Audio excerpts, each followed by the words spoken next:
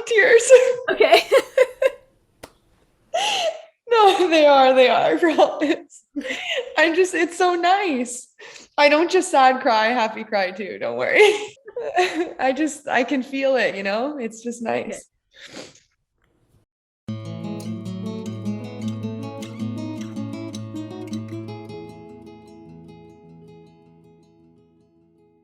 I wanted to talk about where we started and then what the process has been like for you. And then kind of get your feelings on where to go next. Because I know you had some goals in the very beginning when we talked our first session, and you've done some really great work Thank on you. on really kind of outlining what you wanted to get accomplished in therapy and moving that along from each session and then actually doing the work. And I realized that in our last session, the one thing I forgot to check in with you about was where you were at with the book, The Body Keeps the Score. So that was my agenda. I kind of jumped in with like, hey, here's my agenda. What were you thinking for today? Well, I'm glad you didn't ask last or 2 weeks ago because I hadn't read it in like 2 or 3 weeks, but I've been reading it again. So before night, I had gotten to a really good routine where instead of going on social media, I was reading a few like chapters of the book, and then I kind of like went off of it for 3 weeks, but now I'm back on that. So I read it at the past few nights, and I actually read a little bit this morning when I first woke up instead of going on social media. So that was really nice. And yeah, we can talk about it a bit today because there's a couple of things that um, I noticed in the book that really like drew my attention. Yeah, where would be a good place to start? Um, do we want to start with maybe looking at some of the things that we talked about in the very first session and then seeing if we touched on those points and if there's anything missing? Sure, Okay. sure. I'm trying to remember what my goals were at the time since it was a few months ago. Yeah. Um, So we talked about, we actually wrote some notes. So if I'm looking down, forgive me. Perfect. No, no. Yeah, but we had talked about sort of your overall anxiety. One of the things you had talked about very early on was you gave an example of being afraid to walk home, and from session one, right, and doing some resiliency work on that. Your fear of climbing, your fear of really engaging socially. You had mentioned the experience of playing volleyball and really wanting to go talk to this person, but having, a little bit of self doubt, and you were worried that what if they rejected you or they didn't want to play with you. So we had talked about some of those experiences. And then you also talked a little bit about the perfectionism and how that just really clouded, I think, the way that you hold relationships with others, but also with yourself, right? And managing those core beliefs we eventually talked about, and how that kind of shows up, right? And it sort of shows up at work. It shows up in all different kinds of relationships for you. And then you talked a little bit more about how that kind of I think interferes with your daily life and living at times. So those were the things I was tracking. Did Yeah, that? you have a good memory. You have a really good memory. Um, I think honestly we touched on like everything that I can think of. Like I said, sometimes I'll have things that just come up day to day, which I write down, which I have a couple things today. But it sounds like we hit everything that I wanted to talk about. Um, Yeah, and I feel like I've been working on all those things. Even like walking yesterday, I walked to the grocery store. It was like very close to where everyone else was, but it can get a little bit sketchy in that area. And there were a few sketchy people. And I can like hear you in my mind being like, okay, observe like your surroundings. Kate, that person looks like a little bit, don't know what to expect from them, but I'm not in no immediate danger. I'm just gonna pay attention and I don't have to like get worked up because of it. I'm just can be like on guard without being overwhelmed. Um, so yeah, no, I feel like yeah, I've been working on everything slowly, and I think we touched on everything, unless there's anything that you can think of that we didn't mention. The only last thing I can think of is crying. So, like in the beginning, you were saying, that's sort of my go to response, whether I'm sad or not. I get overwhelmed and I cry. And so that's something else that we had been working on. But to start with being out in the world by yourself, right? Like walking. And in the beginning, that was really fearful for you, and you had been holding on to that fear for quite some time. So do you feel like that's changed over the last couple of months? Well, I feel like I'm more aware of it. Okay. And I have techniques and tools now to deal with it. But I think because it's been a habit of mine for like the whole 27 years of my life, I don't think that it's like something I'm close to, being a pro at. So no, like I still catch myself a lot day to day. If someone says something and I see that their like tone is a little bit like alert, I get very alert and I'm like, oh no, like is something wrong? Like is the house burning down? Like, I immediately go to like this place of something dangerous is happening or something bad's happening. So no, I don't think that I've like mastered this, but like I said, I have the techniques and the tools to now like self-soothe and calm myself down. Cool. I appreciate your candidness and honesty with that. So, like, if you were to say, when we first started talking about it, it was like 10, it was just so terrible, 0, not terrible at all. When in that first session, how would you have rated that? Probably like an 8. And I Okay. would say now I feel like I'm at like probably like a 6.5 or 7. Okay. So it's less. Yeah. So you're noticing that the skills are helping you manage in the moment, but also that it's the intensity is starting to decrease over time. Yeah. So I don't think that these scenarios and thoughts are coming up less. I just think that like I can manage them better, Cool. Okay. basically. Good. Yeah.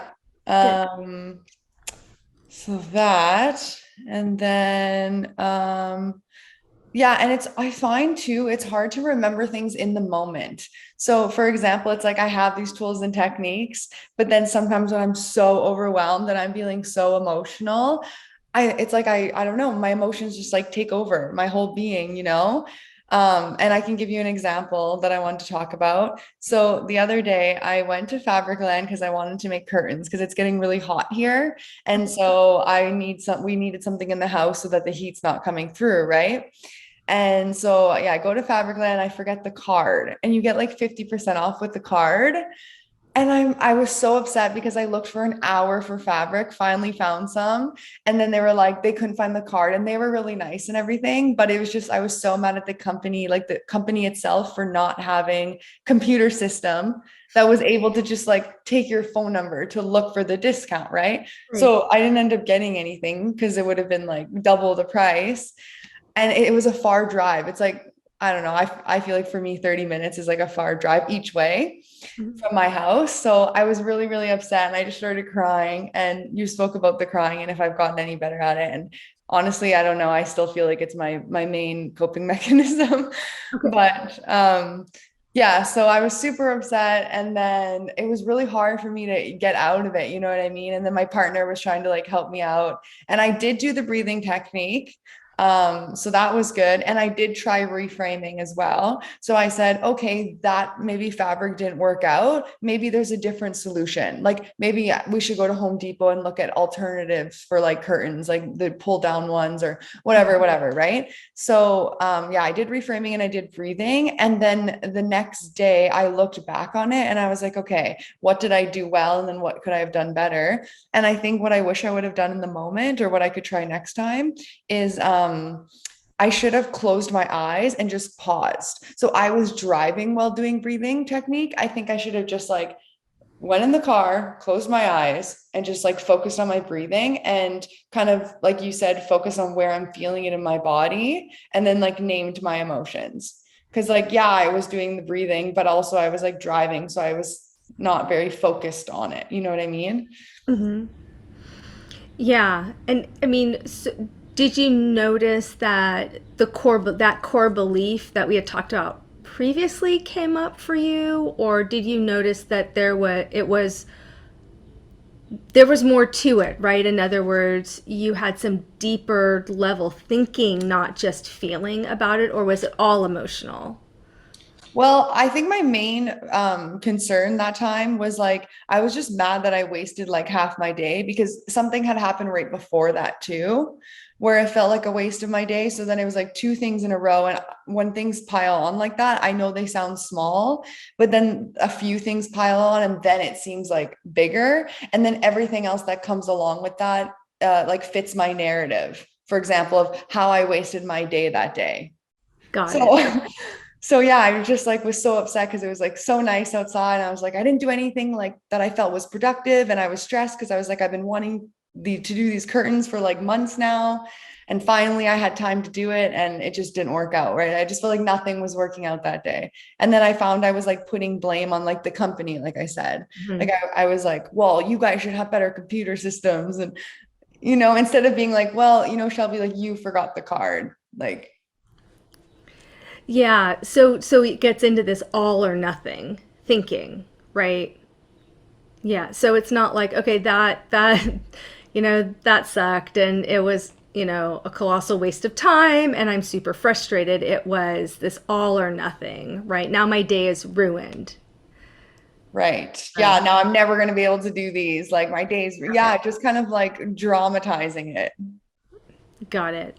So, interesting to note, right, how that works against you. And so, I think being aware of that way, when you can identify, okay, am I in this all or nothing thinking, right? Always, never. So anytime you're, in that, it's always this way, it's never that way. That's usually a really good indicator. And so then what I would say is kind of try and find the evidence, prove it. Like, okay, why is your entire day ruined now? Because it feels that way, right? So sometimes disconnecting from how I'm feeling about it versus what it actually is might help reset a little bit.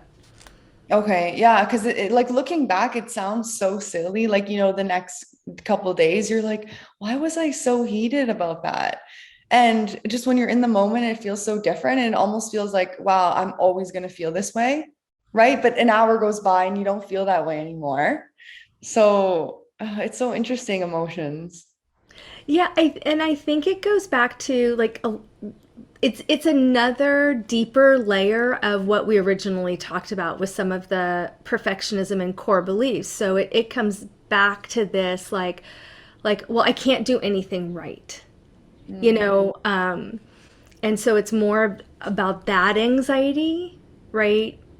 So instead of being, frustrated, like you said, okay, well, I was frustrated with the company, but in reality, I forgot the card. That sort of re solidifies this, oh, well, I can't do anything right anyway.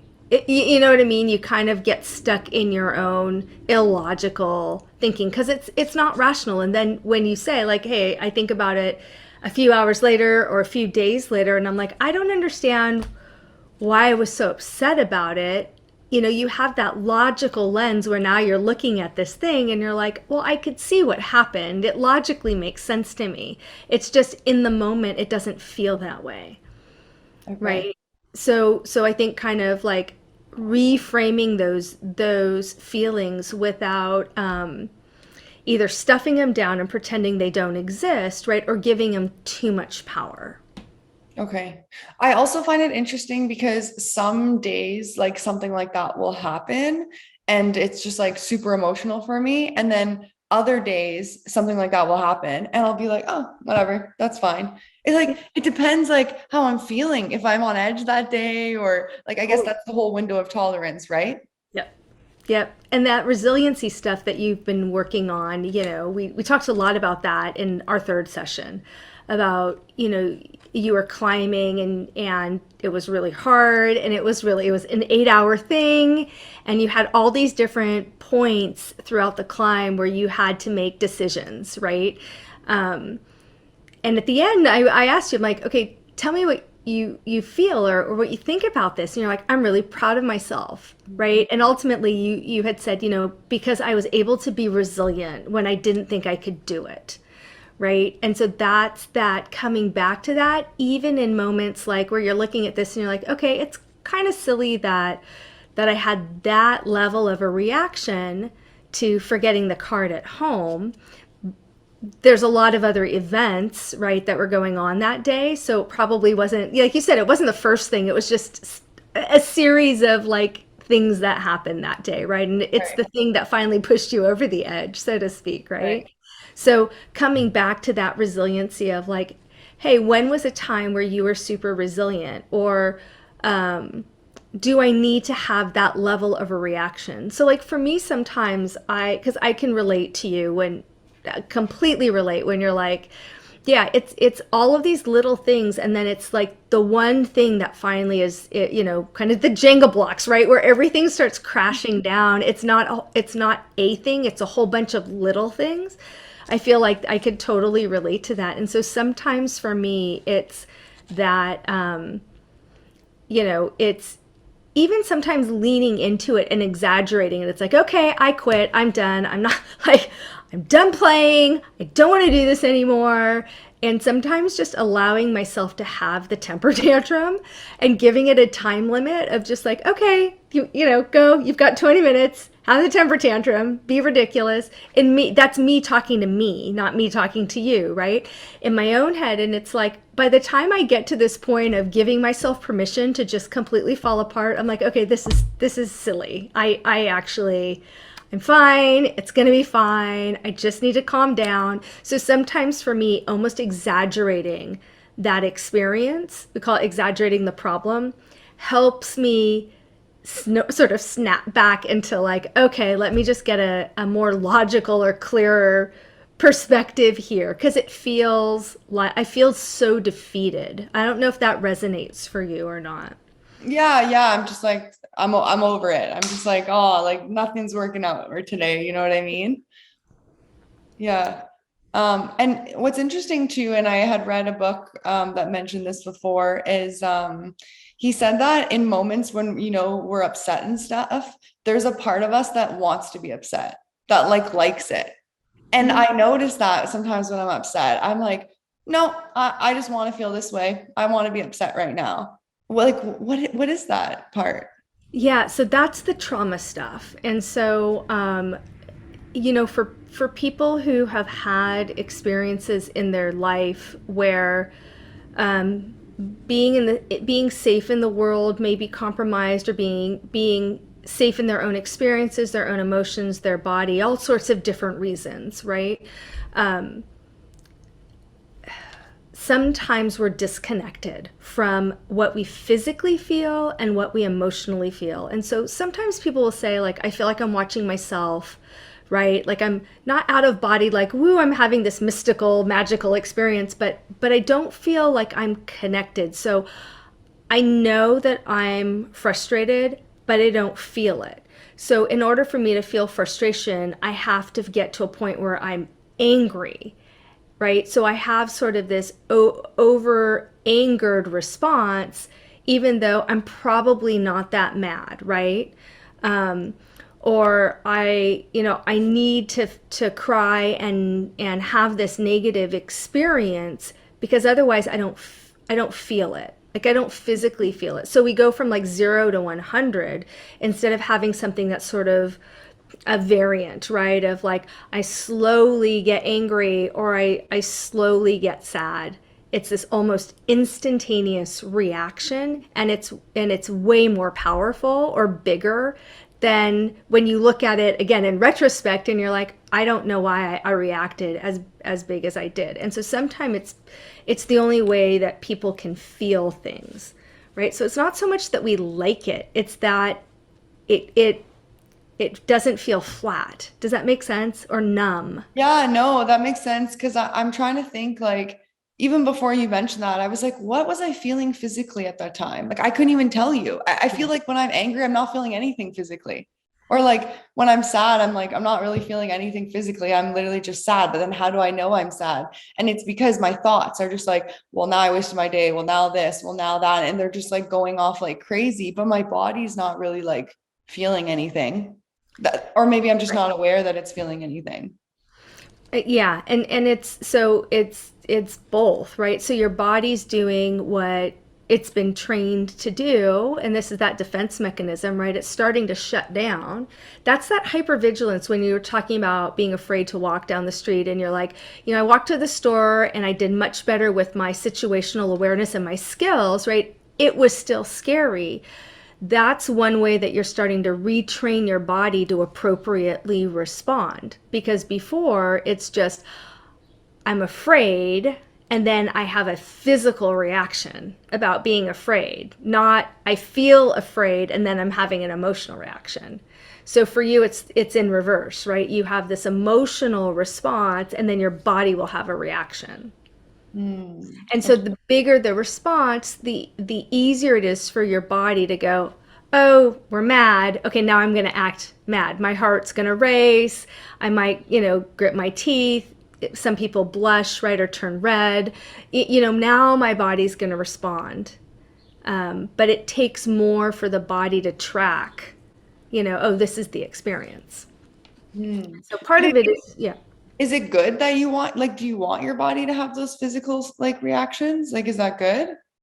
I think it's scaled. So if you think about it's not good or bad, right? It's more about percentage. If you think right, if you put everything on a line and you go, I don't want my body to feel anything, right?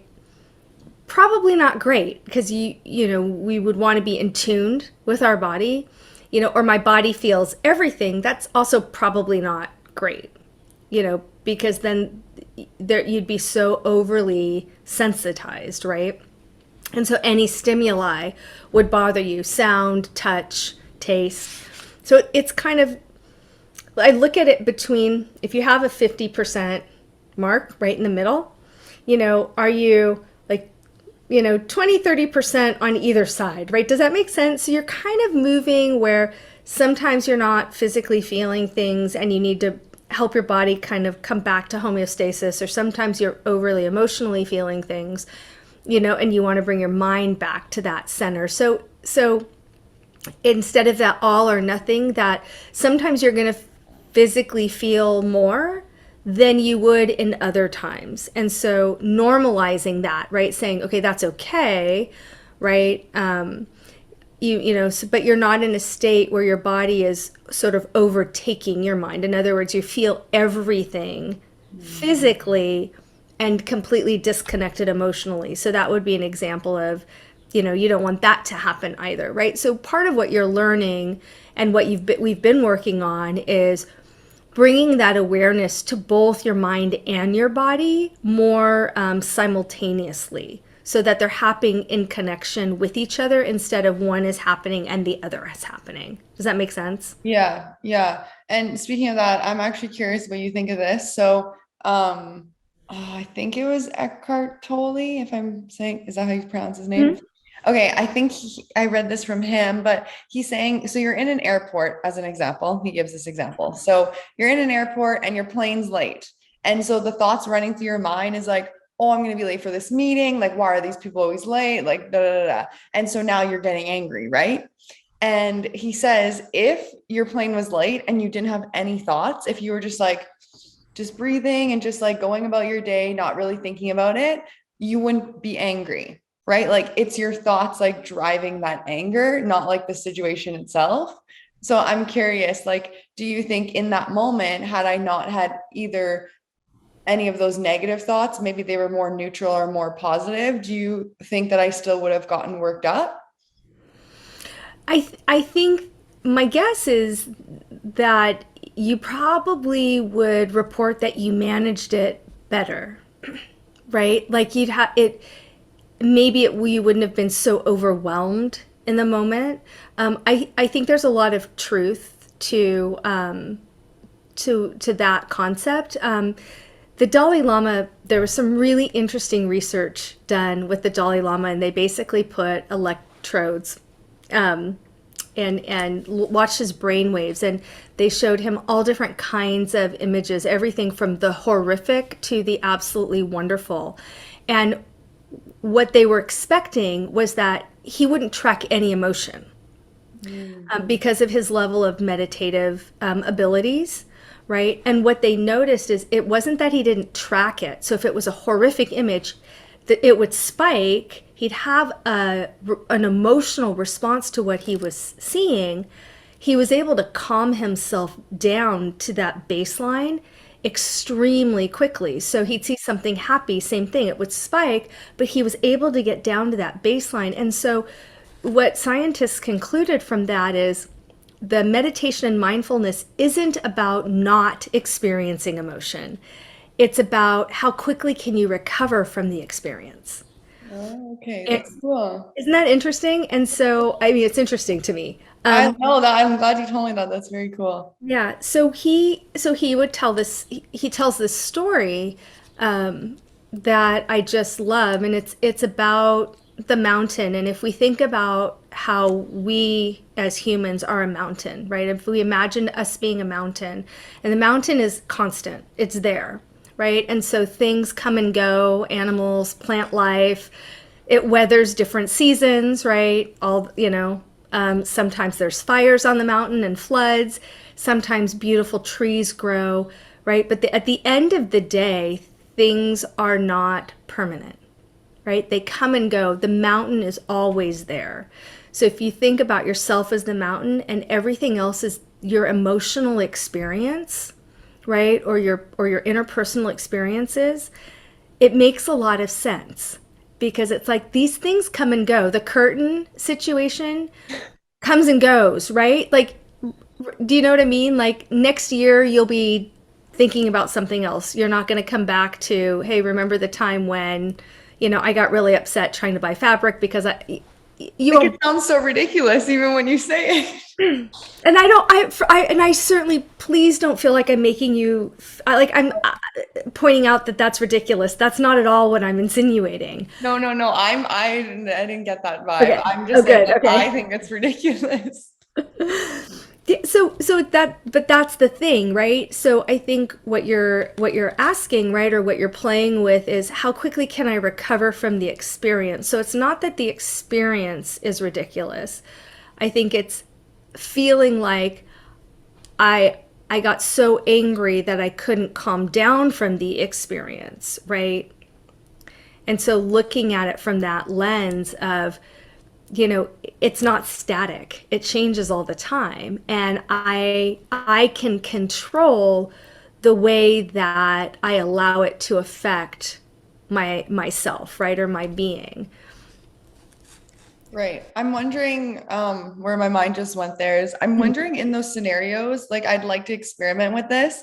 If when I'm feeling overwhelmed like that, if it's more beneficial for me to try to, kind of like think of nothing, meditate. I know it's hard to think of nothing, but I mean like when my thoughts flow in to kind of just, observe them rather than like cling on to them and feed into them.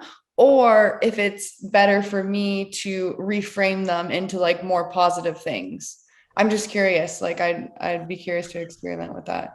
Yeah, because they're two different techniques. You've actually, got a lot of different skills that you've been working with, and I think part of this is finding the right combination for you, which you're starting to fine tune a little bit more. Okay, I know that, maybe I should have just done the breath work before I started driving, right? That probably would have helped me reset a little bit. Having those positive affirmations really work for you, right? So we know that's a really great combination for you to reset, right? And then kind of taking it to this next level of letting things go, right? And that idea of Marsha Linehan with DBT called it having a Teflon mind. So things just kind of, or like water off a duck's back, right? Things just roll off, right? I feel them, I experience them, I acknowledge them. That's the key. It's like, oh, yeah, pretty angry, and I'm gonna let that go, right? So Okay. making that choice point where you start to you feel like you have more control. Okay. You You, you feel know like what, you have more control. you know what I just thought of that is kind of like scary to me. So I was just talking to my boss about this and it's really interesting because he's reading a book about dopamine. Oh, and what's the difference between dopamine and serotonin?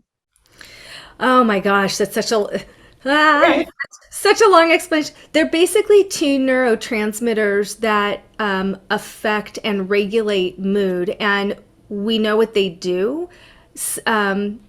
Your brain has two different components: the way it intakes one, and not the other, and the combination that it does. So we have what we call an uptake and a reuptake and an inhibitor, and it's like a lock and key if you think about it like that. And so, but that's what they do. They're basically the biochemicals that help us regulate mood. And so, different people have different combinations of serotonin and dopamine, and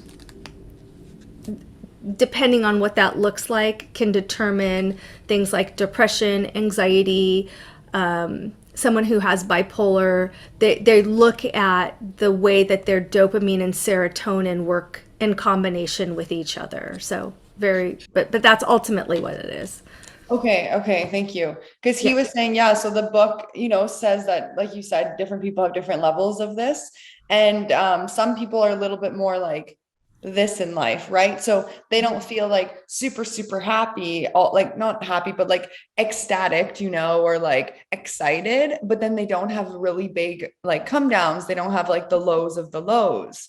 Whereas I feel like I'm like pretty energetic and like I feel like I get to up here and I also feel like I get to down here. So but it scares me because like if I didn't want to have the big come downs, I still want to have the highs. Do you know what I mean? Like, Yeah. can you do Yeah. that? Can you? Yeah, and I think this is a really great conversation that's, I think, much deeper, that needs a little bit more assessment and time to get into it, because really what you're asking is about biochemistry and mood regulation. And so for some people, we know that if you think about that, I talked about earlier, right? We have this 50% base, 50% middle of the road. And some people who are lower than that, they're closer to that zero, report that they have more depressive type symptoms. And people who are higher or closer to that 100 mark report that they have more, what we would, with psychobabble, call manic, or more, not necessarily happy, but more energetic experiences, right? And so with chemistry, it's normal for humans to kind of go between poles, right? And so we're looking at kind of what's normal for you. So if you're saying, hey, I have higher highs, and then I have lower lows, like there seems to be more extreme. Part of that question is the work we've been doing, is it situational or skills based? And can you control that with talk therapy, right? Or is it more biochemistry based, in which case, having somebody who is, I'm not an MD, I'm not a medical doctor, right? So having somebody who's a medical doctor who understands biochemistry, evaluating, do we say that's more of a chemical reaction, and then there are some other alternatives, not just talk therapy, right, but medication, and there's other things. And so it's a really great question for us to explore, and I think for you to continue to explore. But that's how that serotonin and dopamine work. And so for some people, it's biochemistry, just like I equate it to having a thyroid condition or diabetes or something where their body's just not going to regulate on its own, right? And so medication helps the body do what it needs to do with that, right? So for some people, psychiatrically speaking, they need that help with their biochemistry. For other people, they can do the same thing with mindfulness, meditation skills, talk therapy, right? So I think for you, thinking about what that actually means for you, and then deciding, where you want to go with that, Yeah, right? no, that's all really interesting. I like talk therapy, and I think like where we have been going is really good for me personally. I think I just was super interested in like learning about that part of it. Yeah. So Yeah, and you're welcome. And it's helpful. I think sometimes understanding how, at least for me, if I can make it analytical and go, okay, how does this thing actually work? What's all the mechanics of it?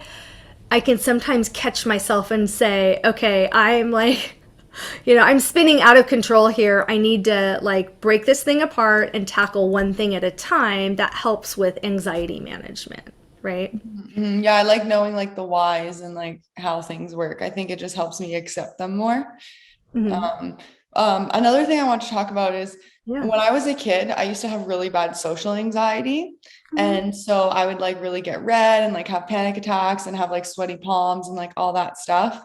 And then I can't remember what age I was, but probably like late teens, I kind of like got it under control and I didn't really have like social anxiety anymore.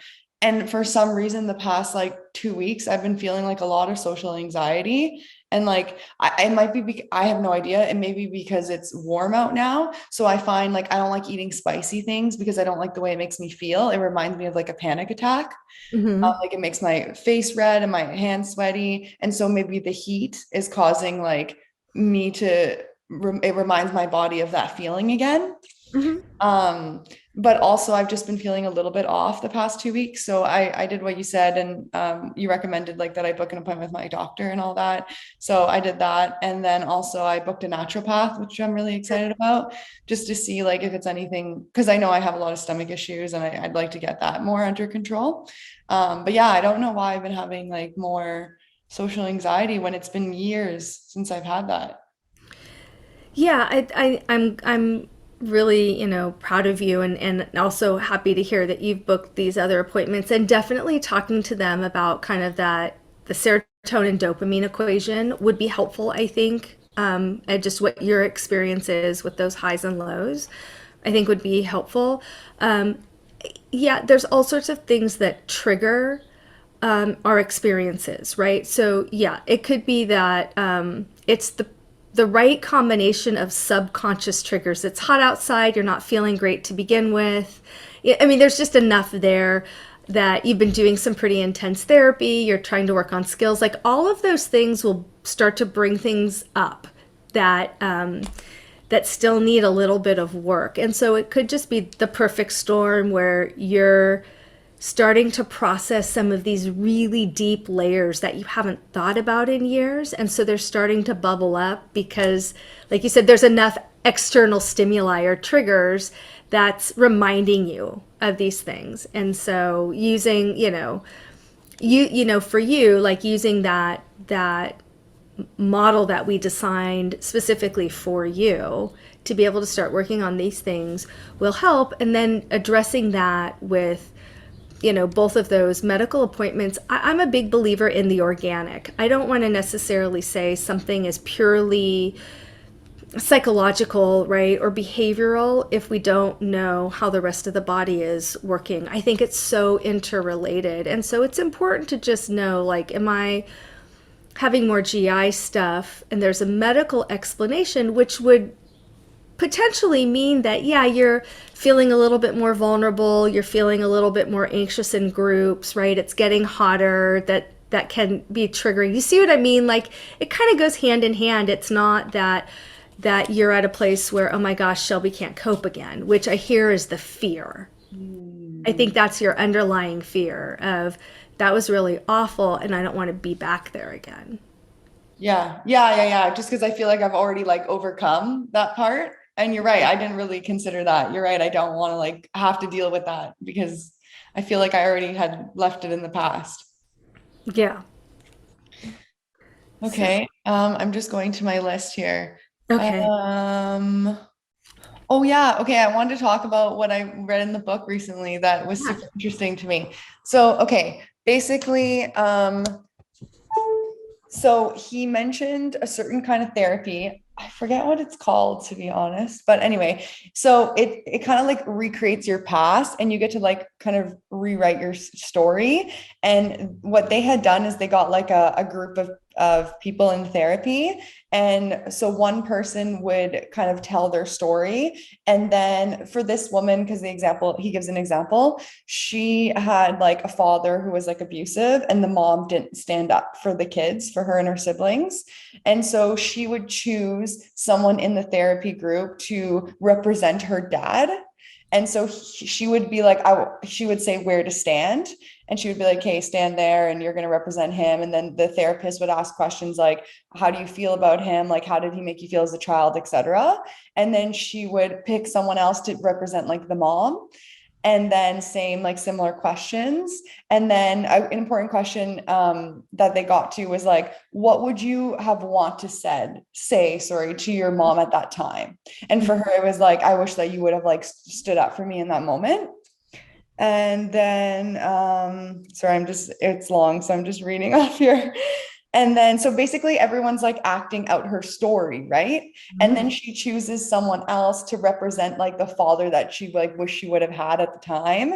And then it was so nice because at the end, those people say, like the actors and the people in the group say to her, like, if I would have been like your ideal dad back then, I would have loved you and not inflicted my cruelty on you. So they like, everyone just gets to take part in it. So it's like you're re-scripting your story. And I found that, I don't know what it's called, but that's a super interesting like thing to do. Yeah, so it's there's a couple of different theories one that uses that kind of technique. One of them is satir, and one is Gestalt. That's what he was talking about. And but funny enough, I this is the book for those viewers that are actually watching and not listening.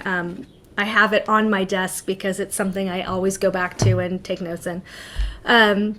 But you do, when I was saying like we were talking about, hey, do some journaling or write the script, like write the story down. That's ultimately what you're doing. You're just not assigning it externally to outside players, right? So when we do any kind of processing journal work or letter writing, like working through the self-love journal, anything like that, right? That's that narrative where we're retelling ourselves the story.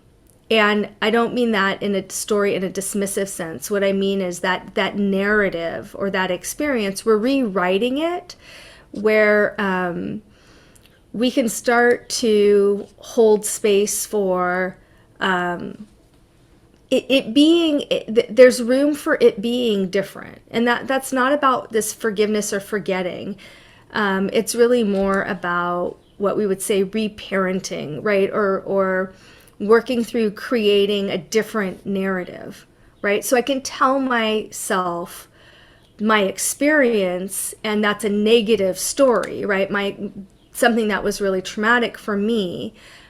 Working through narrative therapy, I can rewrite that story, and so it's got a different outcome, which means I can cope with it, right, or internalize it better. And then that sometimes helps people sort of process all of that emotional trauma. Other people take that to the next level and they use things like kind of what we've been doing, sort of this more holistic mindfulness approach, or they use something like EMDR, which is a completely different type of approach to continue to reprocess that trauma. But that's ultimately what you're doing when I'm like, okay, hey, think about this. Why do you gravitate toward that narrative? If you could rewrite the story, what would that look like? Originally we had talked about like whose voice is that, or how old do you feel in those moments? I think it was like session 1 or 2, and you're like, I'm not sure. I have to think about that. That's what I was trying to get to with Yeah. that was okay, can we identify these different players in, again, the story is a technical term. That's not a dismissive one, right? Okay. I still don't know. Like I can tell you. Yeah. Maybe I'm like, I'm not, I don't know, aware of it. Maybe, or just not the way that you think about things, right? So, it was one of those things where, okay, let's try this technique, and how does that fit? And you're like, doesn't work so well, but there were other things that worked better for you, right? Like Right. that combination of developing positive reframing right? And breath work. And there are other things where like, this actually works really well for me, that, indexing moments that we did. Hmm. Hmm. So, there's so many theories out there, and they all they all work in relationship to the skill of the therapist and what the client wants to actually talk about or work through and where they're at in the process. So, if this theory doesn't work, then there's another theory that will. Okay. Yeah. And he also mentioned a study, a neuroimaging study showed that when people hear a statement that mirrors their inner state, I'm just reading off the Yeah. thing, Yeah. the right amygdala momentarily lights up as if to underline the accuracy of the reflection. So, like, I notice, like, you'll say, I hear that you're upset right now, and like, that must be hard, or things like that. And so that's super interesting because it's literally people like to know that they felt heard and that like the way that they feel is people can see and feel that. Yeah. And so that's that validation piece, right? Right. So, and I think where we get stuck as humans, especially in this day and age, in the age of social media, we don't get the validation that we're seeking.